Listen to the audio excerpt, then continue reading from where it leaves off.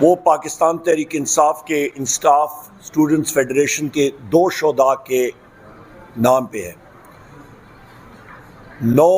8 فروری کو 2024 کو جس دن شام کو پولنگ ختم ہوئی اور فارم 45 لیے جا رہے تھے مختلف پولنگ اسٹیشن سے پورے پاکستان پہ، اس دن ہمارے 2 نوجوان بچے وہ فارم 45 لیتے ہوئے ان کو شہید کیا گیا تھا۔ آج میرے یہاں پہ رفقۂ کار میرے ساتھی آپ کو ڈیٹیل سے بتائیں گے۔ ایک کا نام محسن خان، یہ آپ ان کی تصویر دیکھ لیں، ان کے لائقین بھی یہاں پہ موجود ہیں۔ محسن خان۔ دوسرے ہمارے ساتھی، یہ 16 سال ان کی عمر ہے، حسن ضیاء، یہ بھی ان کی تصویر آپ دیکھ لیں۔ بنیادی طور پہ ہم لوگ یہ پوچھنا چاہتے ہیں اور ہم لوگ انویسٹیگیشن بھی ڈیمانڈ کریں گے۔ الحمدللہ کے پی میں ہماری حکومت بھی آئی ہے اور میں خود چیف منسٹر علی امین خان گنڈاپور سے یہ بات کروں گا کہ وہاں پہ ایک امپارشل انکوائری ہونی چاہیے، اور جو لوگ ان ساتھیوں کے قتل میں ملوث ہیں ان کو کیفر کردار تک پہنچایا جائے۔ پر بات یہ آتی ہے کہ یہ صرف شانگلہ کی کہانی نہیں، پاکستان کے مختلف علاقوں میں لوگوں کو ڈرایا گیا، دھمکایا گیا فارم 45 لیتے ہوئے۔ پولیس نے لوگوں کو زد و کوب کیا، اس کی ہم لوگ شدید الفاظ میں مذمت کرتے ہیں۔ پاکستان تحریک انصاف کا معنی ہی وہ تحریک جو انصاف کی جستجو کرتی ہو۔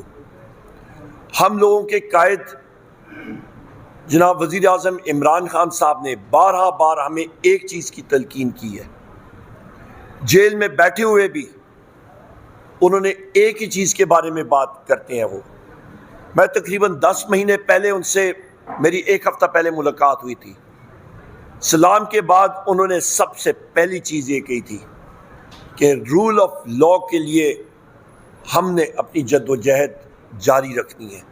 ایک شخص جو کہ جیل میں بیٹھے ہوں، پابند سلاسل ہوں، آدمی خیال سوچتا ہے کہ جی وہ کسی اور چیز کے بارے میں ان کے ذہن پہ بات ہوگی، پر ہمارے قائد عمران خان صاحب کے ذہن میں رول آف لا ہے، کیونکہ وہی واحد چیز ہے جو کہ اس ملک کو اس کرائسس میں سے نکال سکتا ہے۔ جس طرح کہ میں نے اپنی تقریر جو میں نے بحیثیت امیدوار وزیر اعظم کے قومی اسمبلی کے فلور پہ بھی کی تھی، آپ ساتھیوں نے سنی ہوگی، وہاں پہ بھی میں نے یہی کہا تھا کہ رول آف لا ہونا چاہیے، اور آج ان شہداء کی بات آج پریس کانفرنس پہ بھی کر رہے ہیں اور فلور آف دا ہاؤس پہ بھی ہوگی انشاءاللہ۔ یہ آپ کے سامنے میں نے ان کا اوورآل پکچر آپ کے سامنے رکھی ہے۔ میں اپنی بہن جناب شندانہ گلزار صاحبہ ممبر قومی اسمبلی پشاور سے ان کو درخواست کروں گا کہ وہ اس کے بارے میں آپ کو مزید ڈیٹیلز دیں، اور پھر ہمارے ایم پی اے صاحبان ہیں اور یہاں پہ ہمارے باقی ساتھی ہیں۔ اوور ٹو یو شندانہ صاحب۔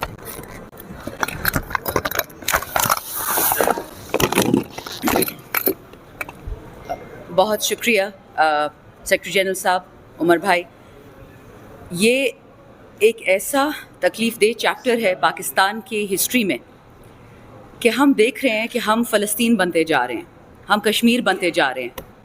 اپنے ہی لوگ، چلو فلسطین میں تو دشمن ہے جو ہمارے مسلمان بھائی بہنوں کو شہید کر رہا ہے، کشمیر میں تو دشمن بیٹھا ہے جو ہمارے بھائی بہنوں کو مار رہا ہے، یہاں کون بیٹھا ہے؟ اور ان 2 بچوں کا بائی دی وے 2 شہید ہوئے ہیں، 12 زخمی ہوئے ہیں، اور ان دو کو سیدھے سر میں گولی پڑی ہے، سنائپر شاٹ پڑا ہے۔ آپ مجھے بتائیں کہ آئین کو تو آپ نے ویسے ہی دفن کر دیا، آرٹیکل 15، 16، 17 ہمیں بولنے کی اجازت دیتا ہے، ہمیں ایک جگہ میں کھڑے ہونے کی اجازت کرتا ہے، ہمیں اجازت دیتے کہ ہم ایسوسی ایشن بنائیں، کیونکہ ہم انسان ہیں، ہم جانور نہیں ہیں، ہمیں حق ہے سوچنے کا، ہمیں حق ہے بولنے کا۔ لیکن ان کے ساتھ جو ہوا اس وقت، یہ فسطائیت اور بربریت آپ کو ایک چیز بتا رہی ہے، ہم آپ کے گھر پہ چھاپے بھی ماریں گے، ہم آپ سے آپ کے ووٹ بھی چرائیں گے، ہم جھوٹ بھی بولیں گے، اور پھر اگر آپ اس پہ پروٹیسٹ کریں گے، احتجاج کریں گے، تو ہم آپ کو گولیاں بھی ماریں گے۔ کجا قانون کجا آئین. اور مار کس کو رہے ہیں؟ پاکستانی بچوں کو. یہ اگر پیپلز پارٹی کے ہوتے یا نون لیگ کے ہوتے, جو ایف کے, یہ پھر بھی پاکستانی بچے تھے. یہ اگر پولیس کے ہوتے, فوج کے ہوتے, نیوی کے ہوتے, پھر بھی پاکستانی تھے. ہماری عقل کہاں گئی ہے کہ ہم پاکستانی خون بہاتے ہیں ایک بندے کو نیشنل اسمبلی میں بٹھانے کے لیے؟ 6000 ووٹوں سے امیر مقام صاحب ہار رہے تھے. آپ نے نقلی فارم 47 نکال دیا, ٹھیک ہے آپ ایم این اے بن گئے. کیا ان دونوں بچوں کا قتل بہت ضروری تھا؟ آپ کیا میسج دے رہے ہیں دنیا کو کہ پاکستانی کا دشمن ہوگا صرف ایک نیشنل اسمبلی کی سیٹ کے لیے؟ کیا 2 مائیں جن کی گودیں ہم نے اجاڑی ہیں, آج ویمنز ڈے ہے, ان ماؤں سے کوئی پوچھے گا کہ وہ 9 مہینے آپ نے پیٹ میں پالا, پھر ان کو جوان کیا, اسکول, ہسپتال, کالج, اور پھر ان کو کسی نے ایسے مار دیا؟ کیا وہ پولیس نہیں تھی جنہوں نے ان کو گولیاں ماری؟ کیا وہ پاکستانی نہیں تھے؟ اور ان بچوں کا گناہ کیا تھا؟ کیا یہ پروٹیسٹ نہیں کر سکتے؟ کیا آپ کا آئین سسپینڈ ہو چکا ہے؟ اگر ہو چکا ہے پلیز ایک نوٹیفیکیشن کروا دے سپریم کورٹ سے کہ جی آئین ختم ہے پاکستان میں, قانون ختم ہے پاکستان میں, ہم وہ کریں گے جو ہماری مرضی ہوگی, ہم نہ رنگ دیکھیں گے نہ دین دیکھیں گے, جس کا دل کرے گا اس کو گولی ماریں گے. اور یہ یاد رکھیں, یہ جو ظلم کی سونامی ہوتی ہے نا, یہ رکتی پھر نہیں ہے. یہ آپ کے گھر میں بھی ہوگی, یہ آپ کے گھر میں بھی ہوگی. کہاں یہ چیز رکے گی؟ یہ معاملہ کہاں جا کے رکے گا؟ ہم تو 45 اور 47 فارم کے لیے چیخ کے تھک گئے ہیں, لیکن کیا اس کے لیے ہمیں اپنی جانیں بھی دینے پڑیں گی؟ خان صاحب کو تو جیل میں بٹھا دیا, 13,000 ورکرز کو جیل میں بٹھا دیا, لوگوں کو اٹھوا رہے ہیں. انٹرنیشنل وومنس ڈے پہ میں یہ بات کرتی ہوں, جو ہوا عثمان ڈار کی والدہ کے ساتھ, قاسم سوری کی بیوی کے ساتھ, شہریار افریدی کی بیوی کے ساتھ, میری ماں کے ساتھ, ان سب کے ساتھ, ان کے گھر والوں کے ساتھ, یہ چیز کہاں جائے گی؟ صرف نیشنل اسمبلی میں بیٹھنے کے لیے, سیٹیں پکڑنے کے لیے. 40 سال تو آپ ان سیٹوں پہ بیٹھے ہیں, آپ نے کیا تیر مار لیا جو اب مار لیں گے؟ یہ 2 شہادتیں ضائع نہیں جائیں گی. اور یہ یاد رکھیں کہ جن لوگوں نے اسمبلی میں جھوٹے قرآن کی قسمیں کھائی, فارم 47 والوں نے, یہ تو قرآن میں لکھا ہوا ہے کہ وہ ہلاک ہو گئے. آپ جب قرآن پہ جھوٹی قسم کھائے گی وہ آپ کا پیچھا کرے گی. ہم تو صرف بے گناہوں کے لیے یہاں بیٹھے. میں اسے زیادہ بات نہیں کروں گی, میں ہینڈ اوور کروں گی اپنے بھائی شاہد خٹک کو, سیمابیہ کو, پھر ان کی فیملی آپ کو فل ڈیٹیلز دے گی. بٹ یہ یاد رکھیں, یہ پی ٹی آئی کا مسئلہ نہیں, یہ پاکستان کا مسئلہ ہے. آپ نوجوانوں کو ماریں گے, شروعات 2 سے کریں گے, بعد 2000 پہ جائے گی, یہ نہیں رکے گی. شکریہ.